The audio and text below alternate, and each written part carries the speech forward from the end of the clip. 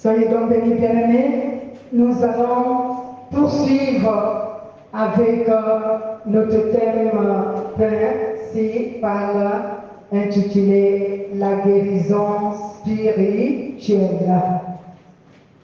Et aujourd'hui, nous parlons du 4e chapitre qui est intitulé L'importance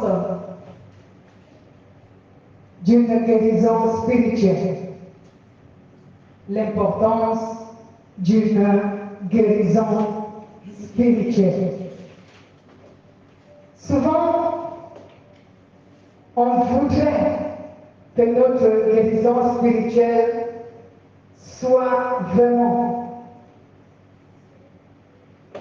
un appui sur lequel nous pouvons espérer vivre en paix. Et cela est vrai. Mais pour cela, bien-aimé, comme tu as déjà connu comment tu peux entretenir ta guérison spirituelle, il faut donc que tu connaisses aussi quelle est l'importance d'être guéri spirituellement. Amen. Il faut que tu connaisses donc cette importance. Cela va faire, j'aimerais dire, cela va te permettre de veiller à ce que ta guérison spirituelle demeure. Ou encore, pour ceux qui ne sont pas encore guéris spirituellement, cela va te pousser à rechercher la guérison spirituelle. Amen. L'importance d'une guérison spirituelle est le fait que la guérison spirituelle apporte à notre corps, à notre cœur, à notre âme et à notre esprit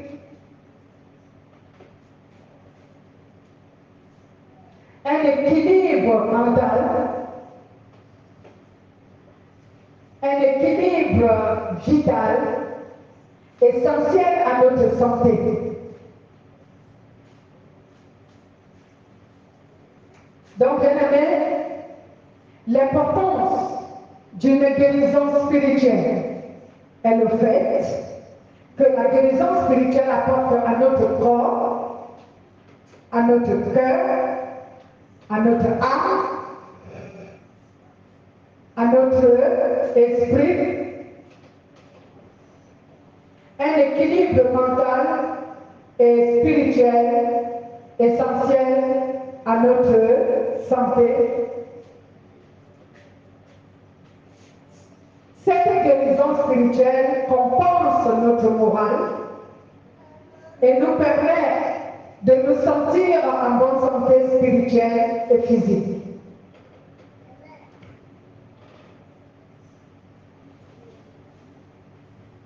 Voici donc approximativité, si je peux dire cela, l'importance d'une guérison spirituelle.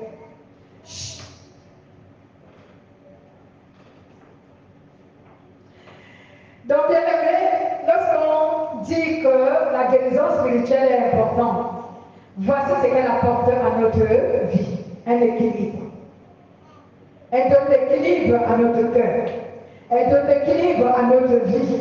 Elle donne l'équilibre à notre âme et à notre esprit. De telle sorte que cela nous aide à nous sentir mieux dans notre corps, dans notre âme, dans notre esprit,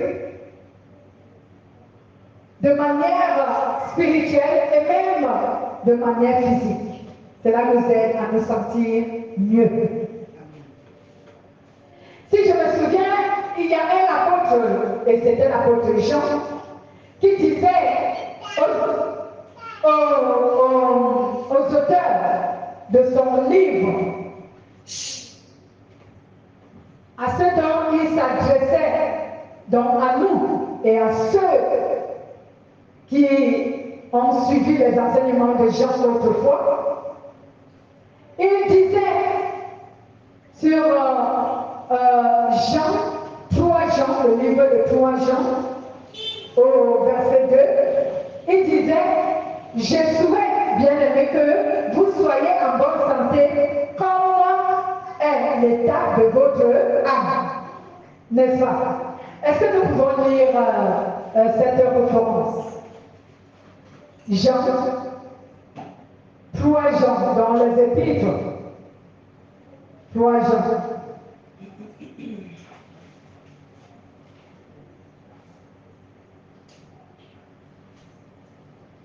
Quelqu'un a-t-il à la référence?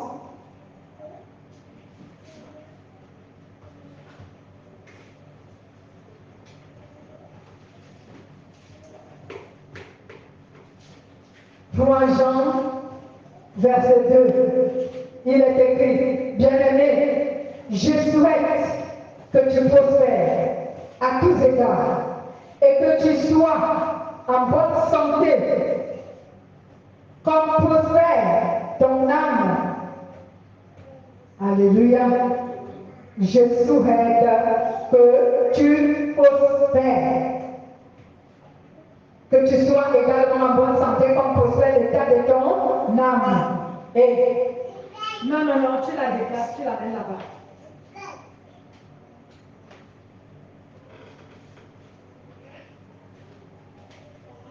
Donc, bien aimé, Jean parlait de la guérison. Jean parlait de la santé. Et il a fait allusion à la santé de l'âme. Donc, une personne qui a une bonne santé, son âme est cet organe qui régénère cette bonne santé en lui. Parce que si ton âme n'a pas une bonne santé, même ton corps, ou n'en parlons plus de ton cœur ou de ton esprit, ne peuvent pas avoir une bonne santé. Donc, c'est pour cela que le Saint-Esprit nous enseigne donc l'importance d'une bonne santé spirituelle est le fait que cette santé apporte à notre corps, à notre cœur, à notre âme un équilibre mental et vital. Donc, cela permet que nous ayons cet équilibre. Vous-même, vous savez que lorsque quelqu'un est malade, il n'a plus un bon équilibre. Amen. Parce qu'il est tourmenté, parce qu'il n'est pas en paix. Et nous avons dit que la véritable guérison spirituelle constitue à ce que nous ayons la paix intérieure. En d'autres termes, l'importance d'une guérison spirituelle est le fait que celle-ci apporte à notre corps, à notre cœur, à notre âme et à notre esprit une stabilité psychologique. Donc lorsque je suis en bonne santé spirituelle, alors j'ai une stabilité psychologique. Mon esprit est en paix parce que mon cœur est en paix. Et quand tu as la paix, bien aimé, c'est comme si tu maîtrises tout. C'est comme si tu as le contrôle de tout. Amen. Mais si tu es troublé dans ton intérieur, si ton cœur est troublé par le manque d'assurance, le manque de paix, tu ne peux avoir ce bon équilibre. Tu ne peux avoir une stabilité psychologique. Tu ne peux pas avoir parce que tu n'es pas en paix, tu n'es pas tranquille, tu es troublé.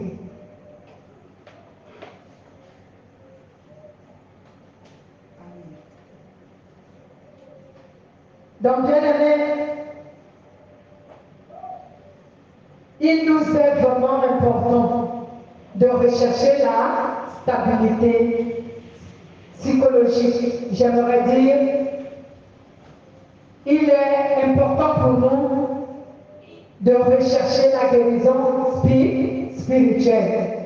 Parce qu'elle est comme un moteur de notre vie. C'est pour cela qu'elle vient de Dieu. Parce que aucun médecin ne peut nous donner la stabilité spirituelle ou psychologique ou la guérison spirituelle.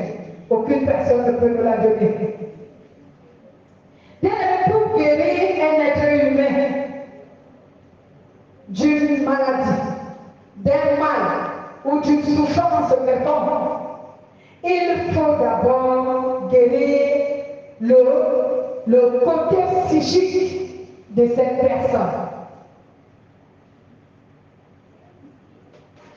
Je réitère ce que je disais tout à l'heure, je l'ai tantôt dit. Pour guérir une personne, soit d'un mal, soit d'une maladie, soit d'une souffrance quelconque, il faut d'abord guérir le côté psychologique de cette personne. C'est très important, c'est la base de la guérison. Si vraiment le côté psychologique de cette personne n'est pas en bonne santé, j'ai du mal à croire que le mal que souffre cette personne, il va guérir de cela. Et je ne pense même pas qu'il va guérir. Voici pourquoi vous voyez aujourd'hui, que ce soit de manière spirituelle, que ce soit de manière physique, il y a certaines personnes qui ne guérissent pas de leur mal. Parce qu'il y a les maladies spirituelles, il y a les maladies physiques. Il y a des personnes qui ne guérissent pas de leur mal. Il y a des personnes qui ne guérissent pas de leur souffrance. Donc ils n'en sortent jamais. Il y a des personnes qui ne guérissent pas des douleurs qu'ils leur ressentent. Ils n'en sortent jamais. Parce que psychologiquement, ils ne sont pas stables. Il n'y a pas de stabilité psychologique. Et c'est cette stabilité psychologique que nous avons appelée de manière spirituelle la paix intérieure. Alléluia. La paix intérieure, elle est très importante. La paix de notre être intérieur est très importante dans notre vie. Que ce soit la vie spirituelle, la vie chrétienne, ou que ce soit la vie sociale, la vie ordinaire, notre paix intérieure joue un grand rôle. Notre être intérieur joue un grand rôle en cela. Lorsque tu as cette paix intérieure, que ton être intérieur a la paix, a l'assurance, a la tranquillité, alors ta vie physique aussi prend ce cours de manière. Tu vis une vie paisible, tu vis une vie tranquille, tu vis une vie d'assurance. Mais lorsque tu es troublé au-dedans de toi, dans ton être intérieur, même ta vie physique, peu importe le domaine, il sera aussi troublé. Voici donc pourquoi vous voyez des gens, même des chrétiens, ils ne sont pas en paix, ils ne sont pas tranquilles. Les problèmes qu'ils vivent ne sont jamais résolus. Parce qu'ils manquent de cette guérison. Ils n'ont pas cette guérison spirituelle. Leur être intérieur n'est pas guéri.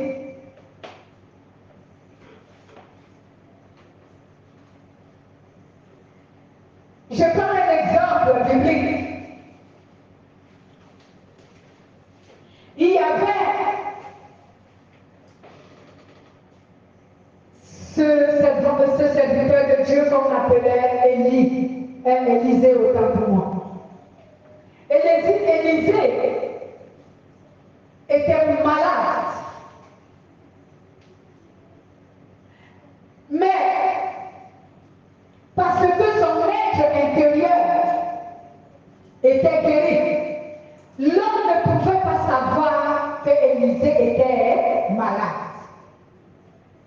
Je ne sais pas si vous comprenez ce que j'aimerais vous dire là tout de suite. Parce que souvent les chrétiens, lorsque leur côté physique n'est pas encore guéri, eux, ils ne recherchent pas la paix intérieure. Ils ne recherchent pas la guérison guéris.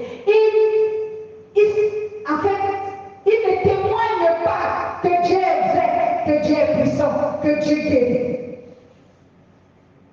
Parce que pour eux, pour qu'ils soient attestés qu'ils sont bien dans leur vie, il faut que le côté physique, ils se sentent bien.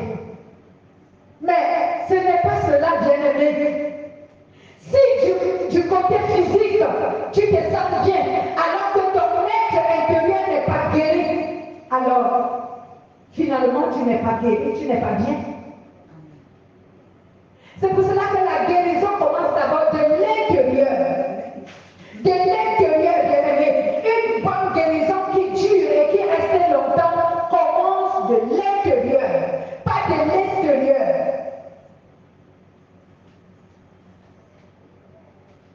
C'est la médecine qui nous guérit facilement de l'extérieur. Mais lorsque l'intérieur est toujours malade, la maladie, elle ne va pas durer, elle va recommencer. Mais quand tu guéris de l'intérieur, bien-aimé, le côté extérieur n'a plus de pouvoir. C'est ce que j'aimerais dire lorsque j'ai pris l'exemple d'Élisée. Élisée était une personne qui avait une plaie chronique au pied. Donc, à ce moment, on ne savait pas donner le nom à la maladie dont Élisée avait. La maladie dont Élisée avait, on l'appelle le diabète. Il avait un diabète gras et qui lui a donné une blessure incurable au pied qui ne guérissait pas. Alors, bien aimé, personne ne savait que Élisée était malade, sauf ses proches. Parce qu'Élisée ne se passait pas devant les gens comme étant une personne malade. Pourquoi? Parce que pour Élisée, il était guéri. Parce que son être intérieur était guéri. Donc son être intérieur était en bonne santé. Donc je confesse que Élisée était en bonne santé spirituelle. Donc même si sa chair souffrait d'une blessure incurable, cela ne donnait pas à Élisée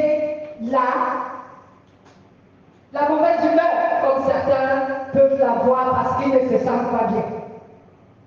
Je dis que si Élisée n'ouvrait pas sa bouche pour te dire que là où tu me vois, j'ai une plaie incurable qui ne guérit pas, tu ne pouvais pas savoir. C'est ça un enfant de Dieu qui est guéri intérieurement. C'est ça un enfant de Dieu qui a la guérison spirituelle. Même si dans son corps physique, j'aimerais dire, sur sa chair ou dans sa chair, même si dans sa chair il souffre, qu'il y a une maladie dans sa chair, mais tu ne peux le savoir parce que pour lui il a la paix du cœur, il est guéri spirituellement et il sait que la maladie qui ronge sa chair va aussi guérir parce que la guérison commence par l'intérieur pour régénérer celle de l'extérieur. La guérison commence spirituellement pour régénérer celle de la chair. Amen. Donc quand tu as des difficultés en tant que chrétien, quand tu es malade dans ton cœur, dans ton corps, dans ta chair, quand tu es mal dans ton cœur, dans ta chair, quand tu souffres, cherchez d'abord la guérison spirituelle, qui est la guérison de l'intérieur, la délivrance de ton être intérieur.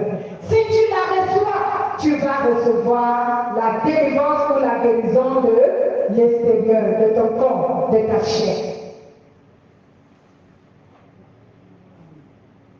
Voici donc pourquoi, bien-aimés, dans notre communauté, nous on ne passe pas le temps à faire des délivrances spirituelles, de chasser les démons tout le long du culte.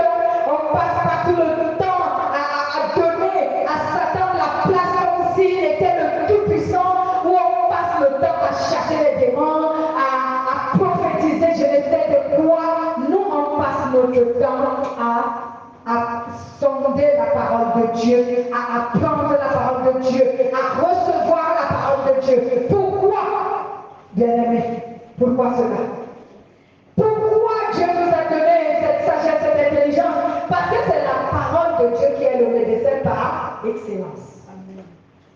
Alléluia. Parce que c'est la parole de Dieu qui est le médecin par excellence. Donc dans cette congrégation, dans cette communauté, Dieu nous a enseigné que si vous voulez guérir de tous vos maux, de toutes vos maladies, de toutes vos souffrances, commencez d'abord par chercher la guérison intérieure. Cela veut dire la guérison spirituelle de votre être intérieur. Cherchez-la d'abord. Si vous l'obtenez, vous allez obtenir toute autre guérison. Et pour obtenir donc cette guérison, nous avons appris que c'est la parole de Dieu qui nous la donne. Parce que c'est la parole de Dieu qui est le remède, le traitement qui guérit toutes les maladies. Alléluia. Donc, bien aimé, la parole de Dieu est donc le médecin d'excellence. Et c'est là parce que c'est la parole de Dieu qui guérit d'abord notre cœur, notre âme et notre esprit.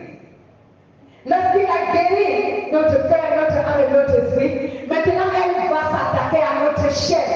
Elle va s'attaquer à nos difficultés.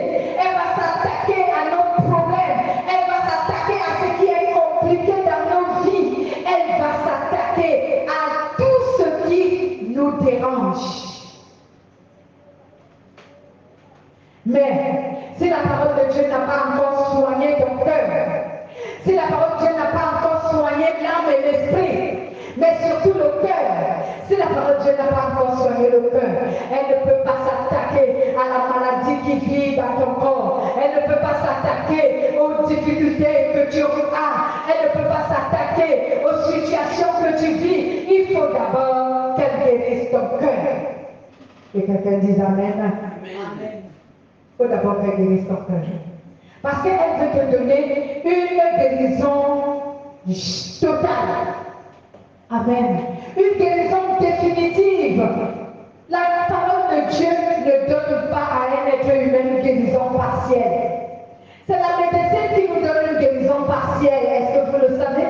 Je ne suis pas contre la médecine. Moi-même, je vais à l'hôpital et je me traite avec les traitements de médecins. Mais, pour moi, avant tout, c'est la parole de Dieu d'abord qui doit me guérir. La guérison médicale, elle est un complément pour ma guérison spirituelle. C'est un complément. Je ne suis pas du genre de pasteur qui dit aux gens, Jésus t'a déjà guéri, ne prends plus les traitements de médecins. Non, jamais. C'est pourquoi je te confirme aujourd'hui que la guérison ou encore le traitement médical est un complément de ta guérison spirituelle, de ton traitement spirituel. Amen. C'est un complément. Mais d'abord, cherchez la guérison spirituelle. Et tu verras que avec celle qui est de la médecine, tu guériras totalement, définitivement. Alléluia. C'est comme depuis longtemps. Satan nous a embêtés ici avec la maladie de notre sœur. Mais depuis la dernière fois, le Seigneur a mis dans mon cœur en me disant, m'a donné, crains plus, parce qu'elle ne va plus repartir à l'hôpital pour cette maladie comme cela a été le cas les autres fois. Amen. Que maintenant, comme tu me l'as demandé et elle aussi, je la guéris définitivement. Alléluia. Il faut d'abord que tu guérisses intérieurement. Oh, bien-aimé, si les humains nous pouvions comprendre comment Dieu fonctionne, je pense que l'être humain qui est chrétien, le chrétien sauvé, ne devait même pas s'inquiéter, même lorsque la fièvre le touche, même lorsque la situation compliquée arrive, parce qu'il sait que ce n'est que momentané, ce n'est passage.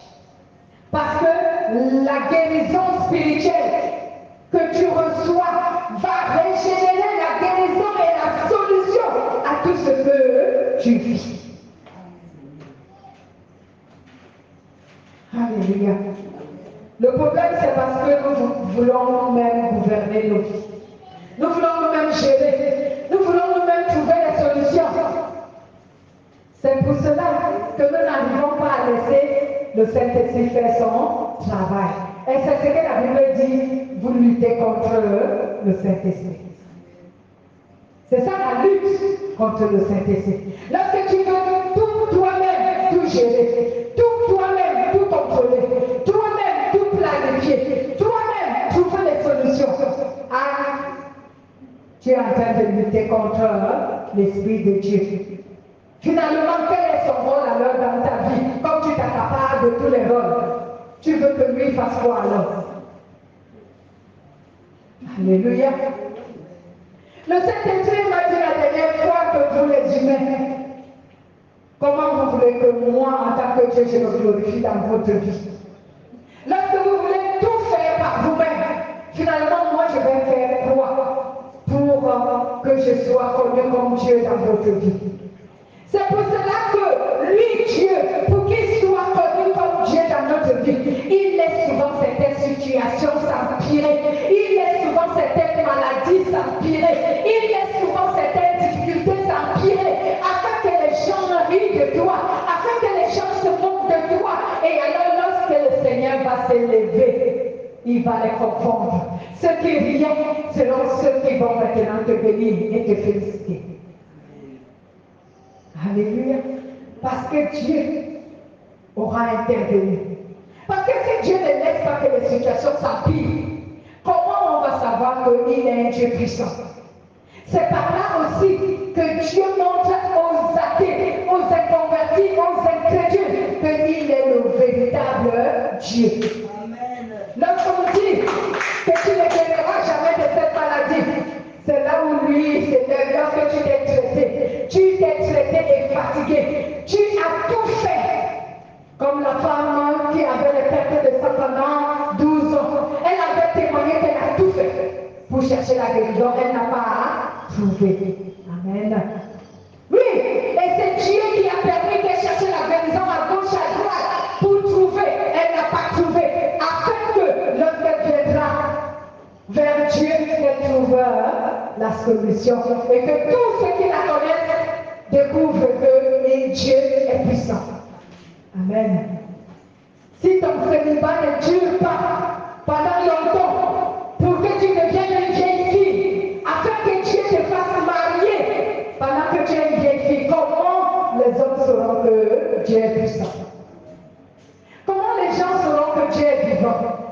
Si ton chômage ne dure pas longtemps, pour que les gens se découragent et toi-même te décourages et que les gens disent que toi tu ne travailleras plus jamais. Mais après cela, Dieu intervient et tu travailles, toi donc les gens croyaient que jamais tu ne vas plus jamais travailler. C'est à ce moment que les gens croient que Dieu, il est Dieu. Alléluia. Pourquoi croyez-vous que Dieu permet souvent que certaines de nos situations deviennent compliquées? Pourquoi croyez-vous que Dieu permet souvent que certaines de nos situations dans la vie deviennent invivables? C'est parce que Dieu veut se glorifier à travers cela. Alors laissons-le se glorifier. Alléluia. Acceptons que Dieu fasse ce qu'il veut. C'est pour cela qu'il veut que tu guérisses d'abord spirituellement. Parce que si tu guéris spirituellement, alors tu pourras supporter la situation. Alléluia. Tu pourras supporter, tu pourras la surmonter.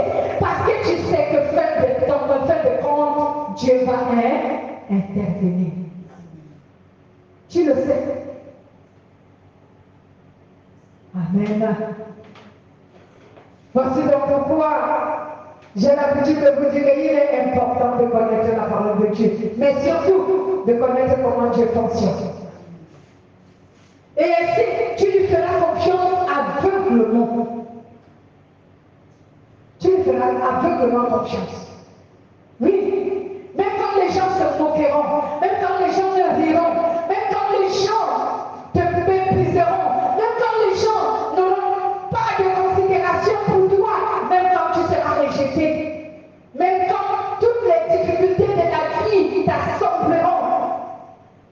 Mais le temps de la lumière jaillira dans ta vie parce que Dieu le fera. Dieu le fera.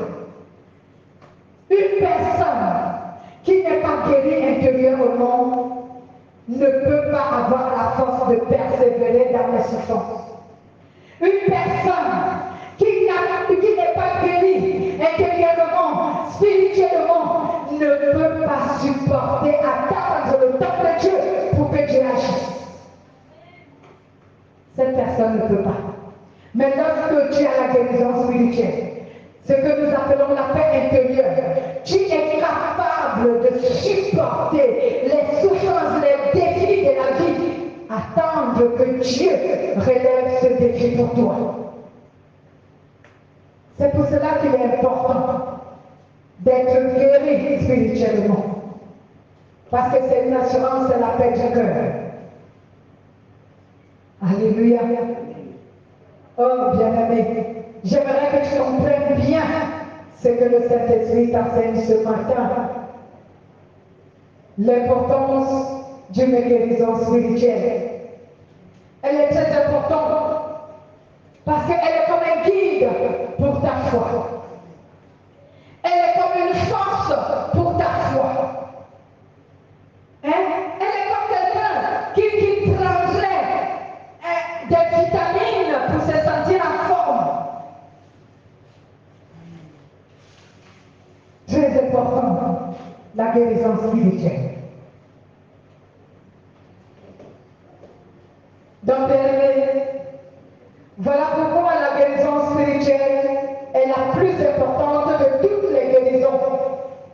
Et cela parce qu'elle apaise le cœur, elle apaise l'âme, elle apaise l'esprit. Tout d'abord, elle fait en sorte que notre être intérieur soit une force pour nous, une force qui nous donne le courage d'avancer, de continuer avec le Seigneur, malgré que certains problèmes de notre vie ne sont pas résolus, malgré que les difficultés sont dans nos vies, malgré que peut-être nous sommes encore malades dans notre chair, mais la guérison spirituelle nous donne la force, l'assurance de continuer dans la foi, parce que enfin, au dernier moment, le Seigneur va se glorifier en nous délivrant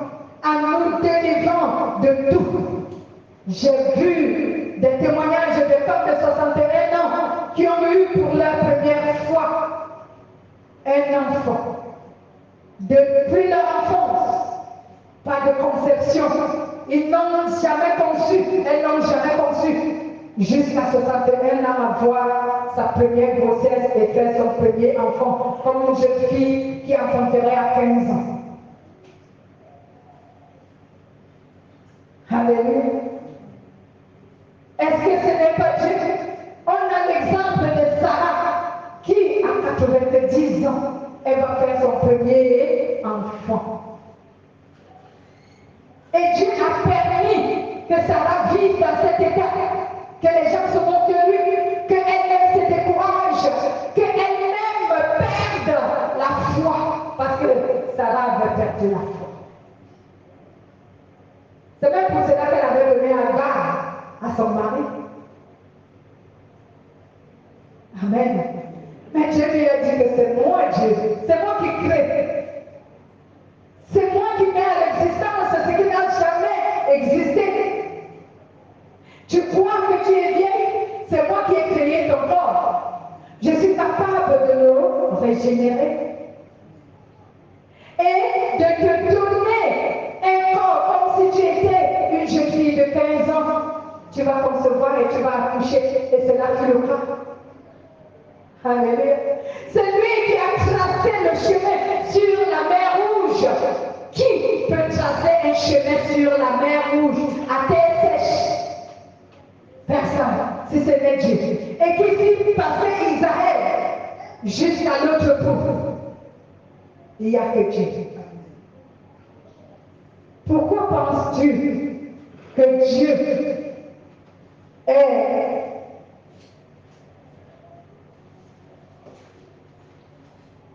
inactif ou alors impuissant? La Bible déclare que notre Dieu est un Dieu tout-puissant et rien ne lui est impossible. Alléluia. C'est pourquoi sache donc que guérir spirituellement est très important. Et pour te le renouveler, guérir spirituellement, c'est rechercher la paix de ton être intérieur. Et ton être intérieur, c'est ton cœur.